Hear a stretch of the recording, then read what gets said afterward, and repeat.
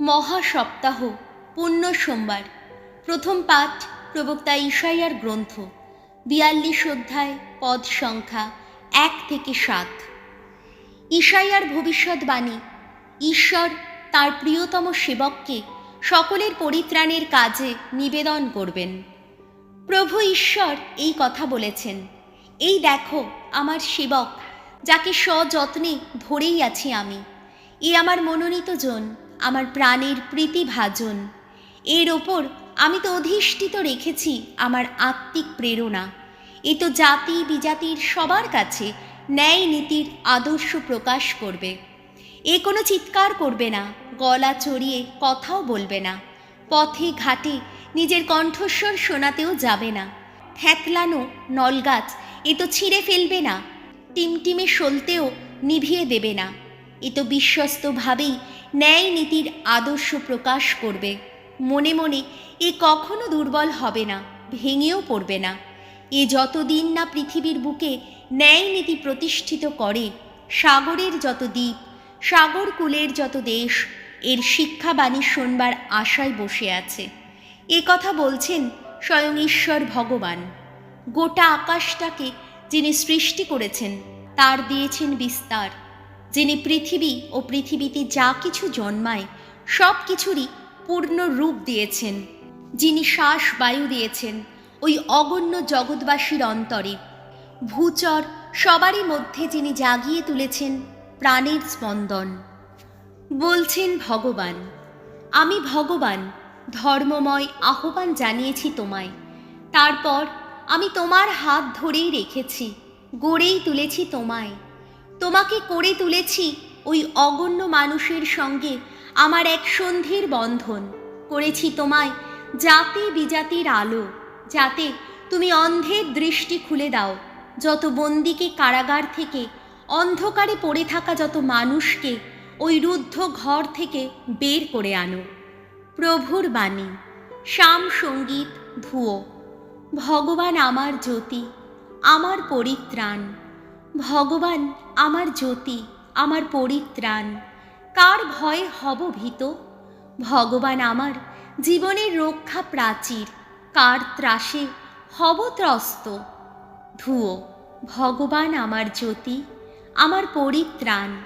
দুর্জনেরা আমার দিকে যখন এগিয়ে আসে, আমাকে গ্রাস করবে বলেই যখন এগিয়ে আসে, তখন তারাই, আমার প্রতিপক্ষ ওই শত্রুরাই পথে বাধা পায়, ভুল লুণ্ঠিত হয়। ধুয়ো। ভগবান আমার জ্যোতি, আমার পরিত্রাণ। আমার সামনে দাঁড়ায় যদি সজ্জিত সেনাদল, আমার হৃদয় তবুও হবে না ভীত। আমার বিরুদ্ধে যুদ্ধ যদি বাঁধে, তবুও থাকব বিশ্বাসী অবিচল। ধুয়ো। ভগবান আমার জ্যোতি, আমার পরিত্রাণ। ভগবান, আহা কত মঙ্গলময়!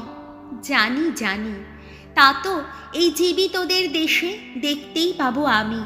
ভগবানেরই পথ চেয়ে থাকো, সাহস রাখো, শক্তি ধরো মনে।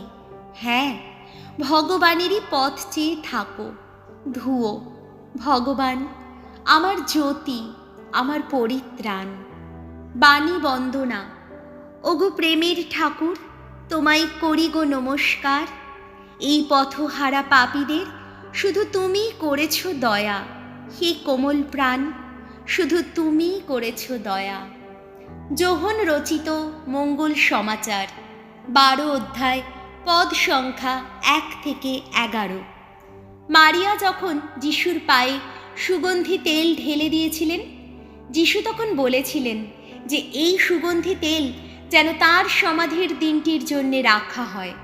নিস্তার পর্বে 6 দিন আগে যিশু বেথানিয়াতে এলেন। যে লাজারকে তিনি মৃতদের মধ্য থেকে বাঁচিয়ে তুলেছিলেন, সেই লাজার এই গ্রামেই থাকতেন। যিশুর জন্যে সেখানে একটি ভোজন সভার আয়োজন করা হলো।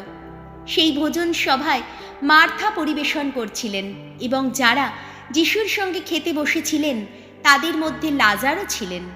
মারিয়া তখন 1/2 কিলোর মতো বিশুদ্ধ বহুমূল্য সুগন্ধি জটামাংসী তেল নিয়ে এসে যিশুর পায়ে তা মাখিয়ে দিলেন। তারপর নিজের মাথার চুল দিয়ে তার পা দুটি মুছিয়ে দিলেন। সারা বাড়িটা সেই তেলের সুগন্ধে ভরে গেল। তখন শিষ্যদের অন্যতম সেই যুদা ইস্কারিয়ত, যিনি পরে যিশুকে শত্রুর হাতে তুলে দিয়েছিলেন, তিনি বলে উঠলেন, এই সুগন্ধি তেল বরং 300 রূপোর টাকায় বিক্রি করে দিয়ে টাকাটা গরিবদেরই দেওয়া হলো না কেন? যুদা যে গরিবদের জন্য ভেবেই এই কথা বলছিলেন তা নয়, আসলে তিনি ছিলেন চোর। টাকার থলিটা তার কাছেই থাকতো, আর তার মধ্যে যা রাখা হতো তিনি তা লুকিয়ে নিয়ে নিতেন। যিশু তখন বললেন, ওকে ছেড়ে দাও, এই সুগন্ধি তেল ও আমার সমাধির দিনটির জন্যে এভাবেই রেখে দিক। গরিব লোকদের তোমরা তো সব সময় কাছে পাচ্ছ, কিন্তু আমাকে তো সব সময় কাছে পাবে না। এই সময় ইহুদিদের মধ্যে অনেকেই জানতে পারল যে তিনি বেথানিয়াতে রয়েছেন, তাই তারা সেখানে আসতে লাগলো। শুধু যিশুর জন্যই নয়, তারা সেই লাজারকেও দেখতে চেয়েছিল, যাকে যিশু মৃতদের মধ্য থেকে বাঁচিয়ে তুলেছিলেন।